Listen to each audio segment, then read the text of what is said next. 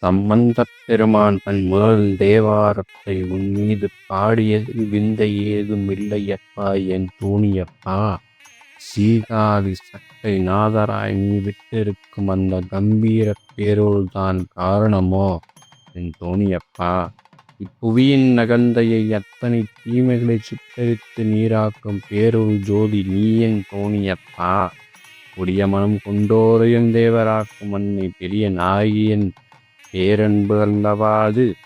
கைலாயம் தேடி இனி அலைவதேன், சீர்காழி வந்து உன் திருமுகத்தை வெறுத்து பார்த்தாலே போதும் என் தோணியப்பா.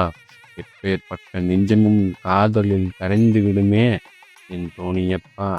அன்று நீ என் மீது வீசிய அந்த அருட்பார்வை என் உன் சக்தி மிக்க விழிகளின் அன்பிலிருந்து இன்றும் என்னால் மேலவே முடியவில்லையப்பா என் தோணியப்பா.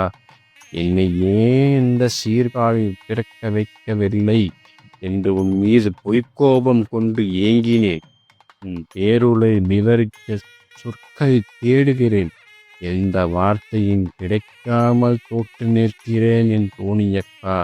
என் தோணியப்பா, பிறவி என்று ஒன்று இருந்தால் என்னை பெரிய நாயகி ஞான சம்பந்தனுக்கு ஞானப்பால் ஊட்டி அந்த பிரம்ம தீர்த்த குலத்தில் நான் ஒரு சிறு மீனாய் பிறக்கும் வரமாது தருவாயா என் தோணியப்பா.